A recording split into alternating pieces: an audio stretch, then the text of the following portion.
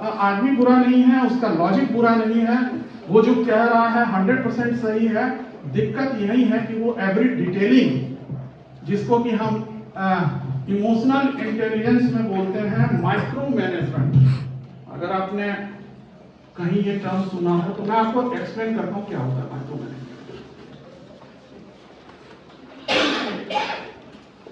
वो जो है वो लाइफ के हर इवेंट को माइक्रो मैनेज करना चाहता है। Micro manage is something like that कि हम अपनी सोसाइटी में देखें, हम सभी जो है वो ग्रामीण और परवेश से आते हैं। कहीं किसी घर में शादी हुई और वहां में जो है बच्चा होने से पहले ही जो है ये मन्नत मान लिया गया, ये चीज कर लिया गया कि बेटा होगा तो फला इसमें जाएंगे, फला मंदिर में जाएंगे। बेटी के बारे में अनफॉर्चुनेटली इसको अदरवाइज मत लीजिएगा, ऐसी थिंकिंग है, वही चीज में से बता रहा हूँ अपने सोसाइटी को। तो हम ऐसे मंदिर में जाएंगे, ये मन्नत रखा जाएगा, इस तरह से इतने पंडित को बुलाएंगे, ये भंडारा करेंगे, ये पूजा करेंगे। पहले से सारी चीजें, अभी बच्चा आया नहीं है, हमने छोटी छोटी घटनाओं को जो है वो माइक्रो मैनेज करने के बारे में सोच लिया। ये ऐसे अगर हो तो ऐसे करेंगे। हम भगवान के यहाँ जाके जो है उसकी मन्नत के लिए जो है वो रिश्वत भी देने की कोशिश करते, दे आते हैं पंडित जी को, जो है पैसे दे आते हैं कि भाई ये चीज जो है वो हमारी जो है इच्छा अगर पूरी हो जाती है तो हम जाएंगे। और बहुत जगह होता है, अपने यहाँ मैं मथुरा रहा हूँ तो वहां लोग मन्नत मांगते थे कि गोकुल परिक्रमा करने की, बहुत जगह ऐसी है अपने देश में। तो इस टाइप का जो माइक्रो मैनेजमेंट है, ये मैं इसलिए कह रहा हूं कि ये क्या हमारे हाथ में है? ईश्वर क्या हमसे पूछ के हमें बेटा देगा? क्या ये चीज जो है वो ऐसी चीज है जिसके लिए जो है हम पहले से सोच के चिंतित हो जाएं और पहले से प्लानिंग कर रहे हैं? Nobody nose. वो बेटा होगा ही, और अगर होता है तो क्या वो स्वस्थ पैदा होगा? पहले तो ये भी नहीं पता है कि बेटा या बेटी होगा, और अगर हो भी गया तो वो स्वस्थ पैदा होता है या बीमारी के साथ होता है, उसी में लग जाएंगे लोग।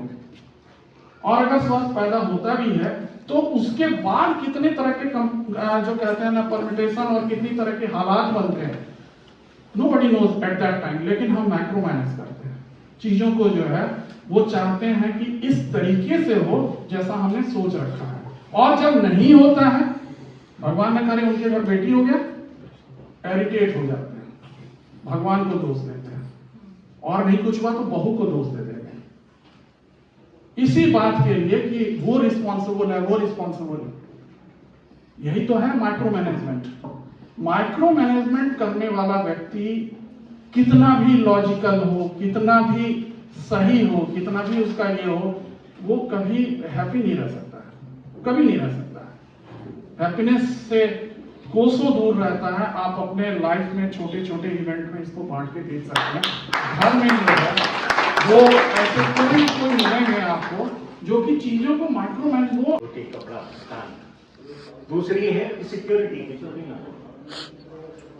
तीसरी है कि आपकी इमोशनल सिक्योरिटी है, लव है, रिलेशनशिप्स है, फिर एस्टीम है, इज्जत है, और फिर अंत में निर्वाण की स्थिति है, सेल्फ एक्चुअलाइजेशन। हमारे यहाँ हर चीज की पराकाष्ठा को अपने भारतीय समाज में देखा गया है कि हाँ, अंत में हमें क्या है कि सेल्फ एक्चुअलाइजेशन, कि हम अल्लाह मियाँ से या ईश्वर से जुड़ रहे हैं। लेकिन उसका ये मतलब नहीं कि हम ढकोसलों में जी रहे हैं। उसका ये मतलब नहीं है कि हमको पुराने लोगों ने ये सब सिखा दिया कि ऐसे पूजा करनी है, ऐसे नहीं करनी है। किसने बनाया?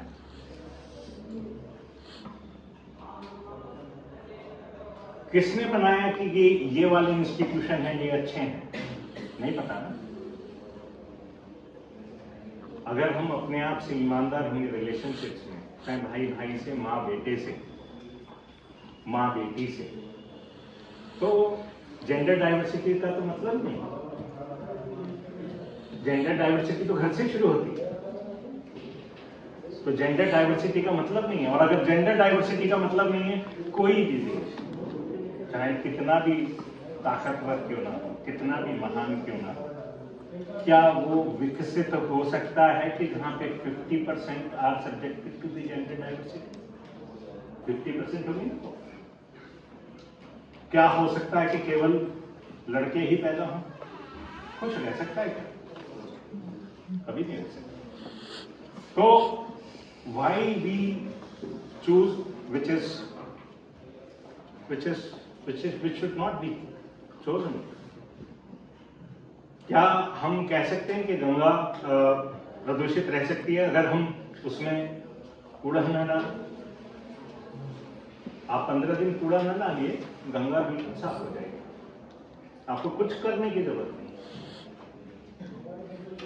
तो हमको अपने अंतःकरण में झांकना है कि हमको क्या चाहिए इस जीवन से, हम क्यों पैदा हुए थे, क्यों मर जाएंगे, और उस बीच में हमारी आत्मा हमें क्या कहती है? क्या आत्मा कुछ होती है? क्या हमें कोई अंदर से प्रेरित करता है कि ये करना चाहिए? क्या कोई कहता है कि हमको धर्म के नाम पे या कास्ट, क्रीड या कल्चर के नाम पे लड़ना चाहिए? तो क्यों ना हम इस यूनिवर्सिटी में एक ऐसी प्रथा बनाएं कि हाँ, एक होलिस्टिक अप्रोच से क्लासेस पढ़ें, होलिस्टिक अप्रोच से एक साथ चलें। इसीलिए मैं एक बार हमेशा एक श्लोक है उसको कहता हूं कि संगच्छध्वम संवर्धध्वम संगो मनासि जानतम, let us rise together, let us move together. Guys भाई हम लोग आने लगे हैं खाना खाने के लिए और मीटिंग हो चुकी है सक्सेसफुल, और ये है सामने खाना। इधर को आ जाओ, बीच में आ जाओ, सिमेट्रिकल से तुम लोग आओ, जल्दी जल्दी जल्दी जल्दी। भाई यहाँ चलना हो चुका है, गेम स्टार्ट है और उनको बार बुलवाए जा रहे हैं। देखते हैं गाइस क्या गेम रहता है। और पहले भूल जाता है ना तो उसको आसानी होती है बुलाने में। हाँ टाइमर रुक जाओ, रेडी? रुको रुको, एक एक दोबारा तो बताओ। अरे समझ तो आए हमें जो ज्यादा बलून्स फुलाएगा। हाँ नीचे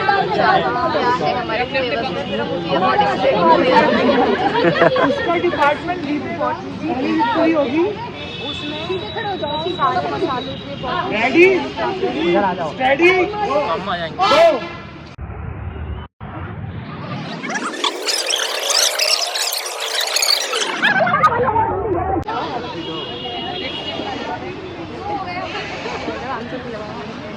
हमारा तीसरा भाई 3 हो गए।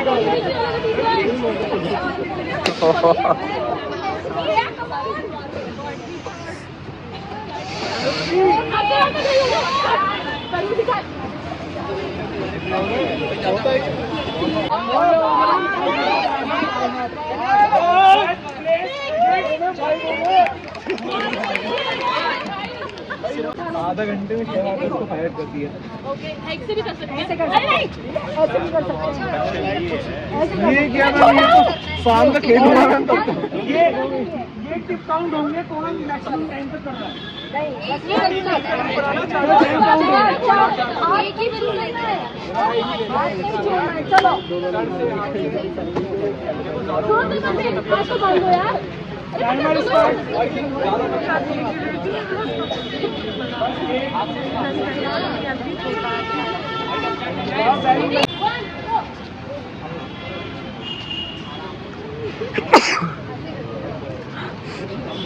भाई खेलेंगे तब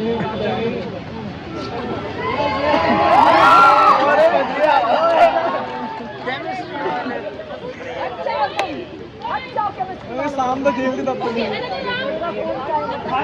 से यहाँ तक देश लगाएंगे, फिर यहाँ से दोनों जनों को और वापस यहाँ पे आकर उस वाली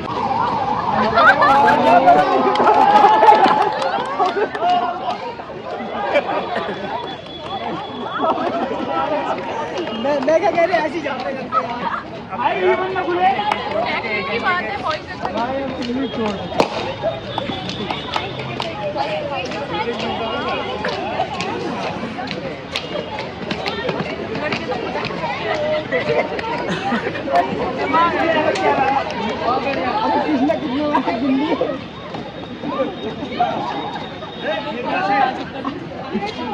गेम हो चुके हैं ख़त्म। अब भाई बस खाना वाना खाएंगे अपना और भाई निकल जाएंगे फटाफट। तबीयत हो रही है बहुत ज़्यादा ख़राब कल रात से और मिलते हैं भाई।